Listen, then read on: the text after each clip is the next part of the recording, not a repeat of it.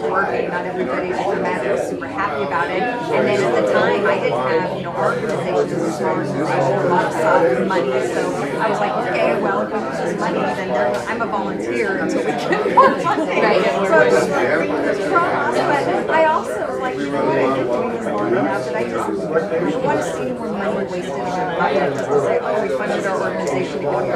There's so much good work that, is being done that needs to be done, and especially now with the fires, it's like, no, we really need to be effective, and we need to quit writing strategies. It's like 90% strategy plans and then 10% actually implementation.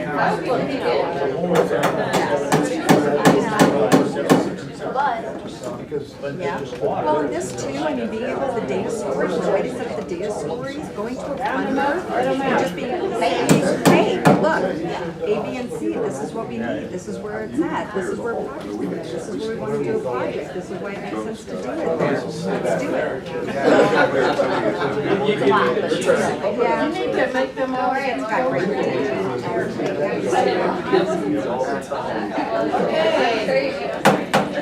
I think we're about ready to get started on item 3, which is disadvantaged community involvement mapping project. Sierra Institute will share updates from the disadvantaged community involvement program, including a draft map of communities in the Feather River region, and discuss next steps information. I thought the whole county was disadvantaged, so therefore the map would be easy. Possibly. So we also just want to come and give a little update, reintroduce ourselves. I've come before, I'm Lauren Miller, and then this is also Lauren. So that's easy. That's easy. Lauren and Lauren. Well, Lauren's from Sierra Institute. And so most of you are probably familiar by now with the Proposition 1 IRWM Disadvantaged Community Involvement Program, but I thought I would give a brief overview, and we also have 2 one-pagers, one for more of a public audience and one for the IRWM audience, just if you would like kind of a more in-depth overview. But basically, the program is allocated funding for the inclusion of tribal, economically distressed, underserved, underrepresented communities that are collectively known as disadvantaged communities. And the inclusion of these communities in IRWM planning, and specifically with the goals of ensuring balanced access and opportunity to participate, an increased understanding of the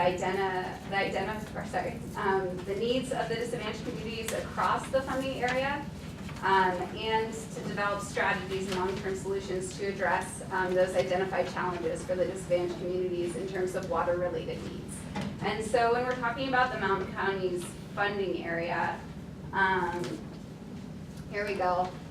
As you can see, there's the Upper Feather River, and then it's inclusive of all of these IRWMs within the purple outline. And so with this project, we have 9 of those IRWMs participating in this process, so covering this whole region. And the first step that we are taking is this mapping exercise. It's an identification process to make sure that we are not excluding communities within these IRWMs. And so Lauren will dive into that in just a little bit, which is called the mapping project or mapping exercise. Other major components of this project are outreach and engagement, and then community capacity assessments and needs assessments across the entire region. And then those will inform technical support workshops and technical assistance and tools to help these communities, or to enable these communities to be able to address these water-related needs. More meetings coming your way. More meetings. And obviously, we are in support of IRWM because this program is encouraging just an expansion of IRWM with more inclusion of disadvantaged communities. So we're hoping for the longevity of IRWM so that this has some meaning. Let's see what else. I guess I'll hand it over to Lauren to explain the community identification process. Yeah, so I'm going to talk about that first. bullet point from that last slide, the identification of disadvantaged communities, and then we'll bring it around to what will happen next at the end. So the reason that we are working on this mapping project is because of the rural nature of the Mountain Counties funding area. This picture here shows all the blue are census designated places, and everything else is not. So obviously that's a lot of forested area that no one lives in, but there are places that do have populations and they're not included when you look at communities just being those places. So when I first got started, I looked using the Department of Water Resources mapping, and they showed out of these communities which were considered disadvantaged, and that was just using the median household income. And you could also look at that by block groups or census tracts, and you could make a case to DWR for any of them being disadvantaged and qualifying.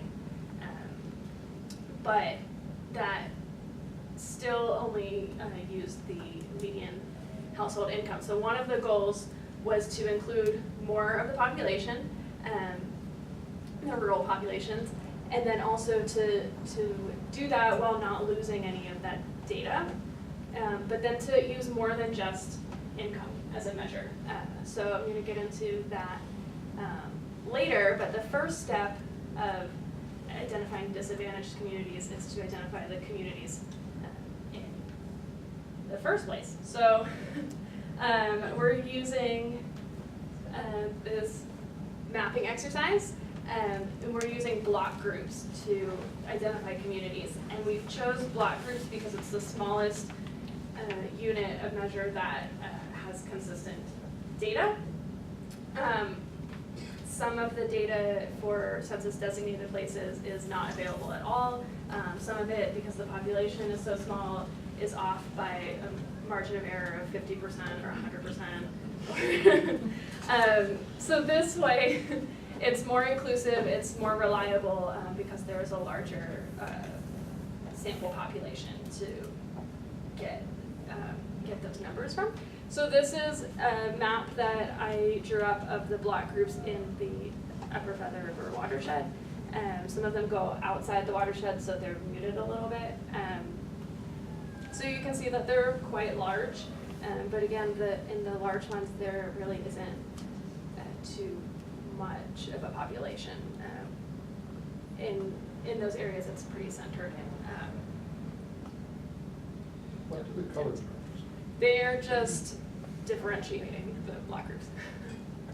At this time, they're not color-coded, and at this time, we're not looking for which ones are disadvantaged. We're just trying to decide what ones, alone or together, would comprise a community. So I came up with some instructions, which is what ended up in that packet, and an online map that has different resources like census designated places, roads, school districts maybe, to try and determine what forms a community based on where people spend time, live, work, shop, go to the post office, I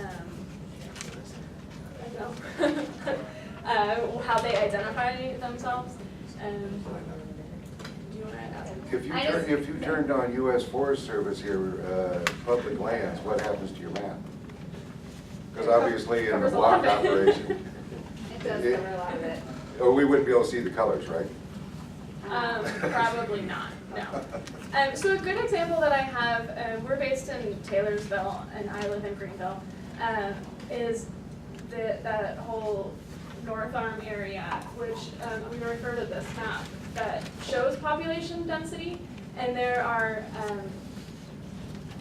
over 800 people living in that, I was gonna have to get up a bit. Living in this purple block group, and that is a population that's excluded from the Greenville CDP, from Taylorsville, from Crescentville, and that's an example of a group that we wouldn't want to leave out because there are lots of people living there, but there is also all of that green people. Any suggestions? not living there and probably Forest Service land. So this just clarifies which areas? These are block groups. Oh, block groups. Yeah, Okay. and it's coded with, they're just different colors like on a map of the states, Gotcha.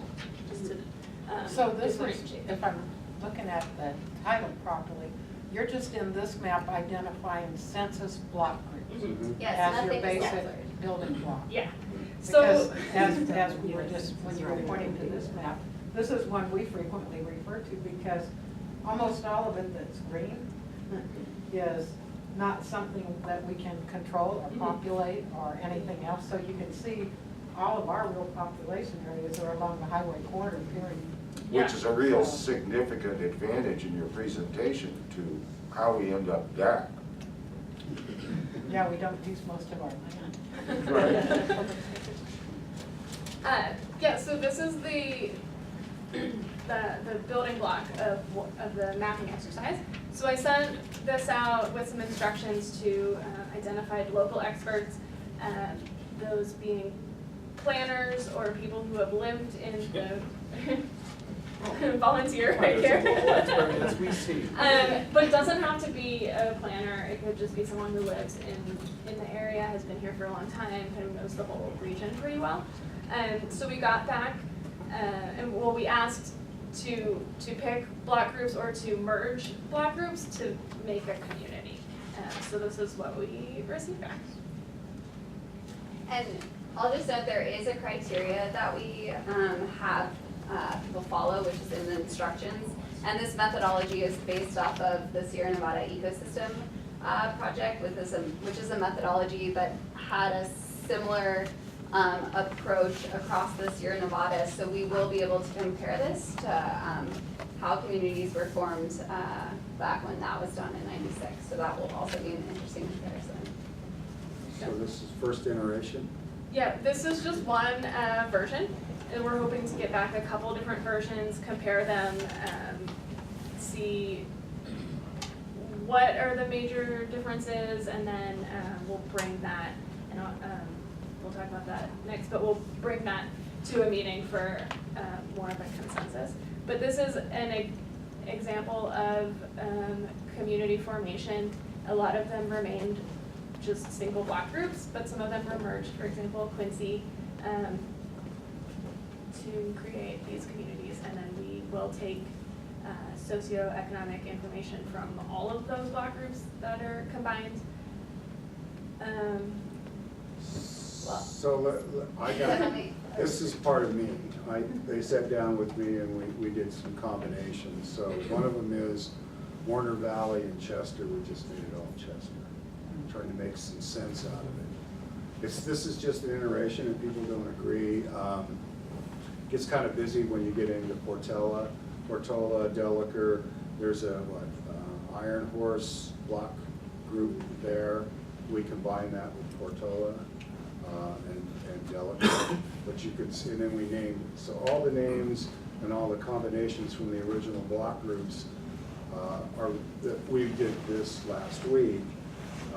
You don't have to agree with it. I was telling Doug Cheater that down in Butte County, we didn't change any of those. Those are the existing block groups in Butte County. We didn't try to combine any of them.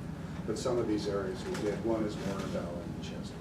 Well, and you know, the thing that's interesting, if we're trying to look at DAC type influence, is Warner Valley isn't even inhabited most of the year. That's why it got. You know, so no point in trying to break it loose in. That's why we combined it, because we knew that. Most of the basin isn't attacked. Well, that's true too, but Warner Valley's even more so. No, But the peninsula stayed on its own. And then you can see the east shore around Yes. Eleanor West is all one. Yeah, I noticed that it was also combined with around Butt Lake and all of the uninhabited area. So this is based too on feedback that we've gotten from the DAC coordinating committee, particularly about seasonal residents and second homes and differentiating that with more than just income. So we're gonna take median household income still, but we're also gonna look at percent homeowners, education levels, and other Yeah, so to be determined factors. this will basically inform what we'll talk about in a second, but this map will be brought to community capacity assessment workshops where we're looking for people that are experts in 2 to 3 of these communities where they can speak to the capacity of those communities, and we'll be forming a narrative and some metrics around each of these communities, and that will be one layer, and then another layer will be from the block group data of these communities. We'll be looking at about 5 socioeconomic indicators versus the single socioeconomic indicator that the GWR mapping tool uses, which is median household income. So we will include that, but we're also considering, and this is not finalized yet, but home ownership, so ownership versus rentals, unemployment, levels of unemployment, level of education, public assistance, and we're still looking at those different factors that might be important in telling the actual capacity of these communities and how they're represented. So Throw age in there.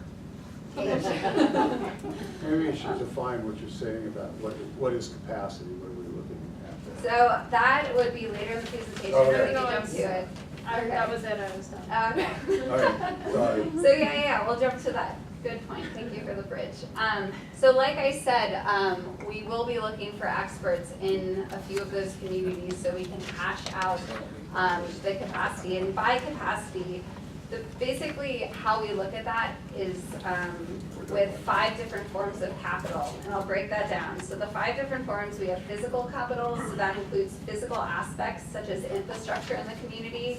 So if there is aging water, wastewater infrastructure, like those are the sorts of things we'll be talking about. There's social capital, so that includes the capability and willingness of the community to collaborate. So is there a community there that can leverage different resources and work together? Financial capital, so that's available financial resources, that's pretty straightforward, but the available funding in the community to maybe take on a new wastewater system per se. There's human capital, so that's the skills, the education, the experience, and the capabilities of the residents. So does that community have what they need in that community to keep something going?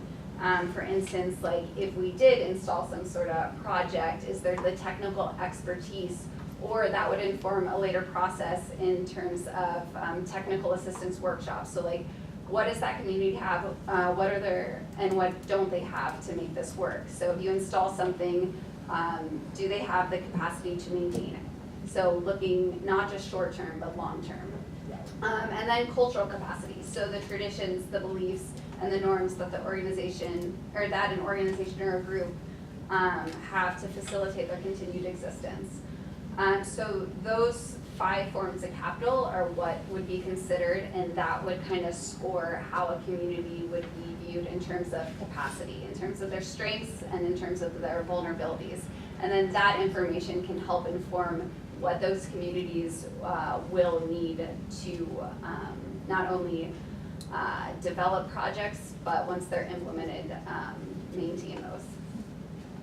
So with that said, once we get through this mapping exercise, we will be holding those community capacity workshops in each IRWM. So we'll probably be reaching out and trying to find experts from those different communities to speak to those different forms of capital.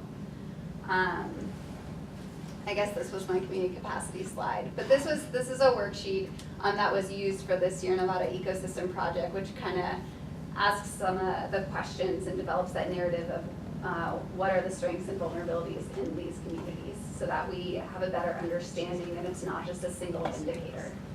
And then, unless there's anything else, I think we'll just take questions.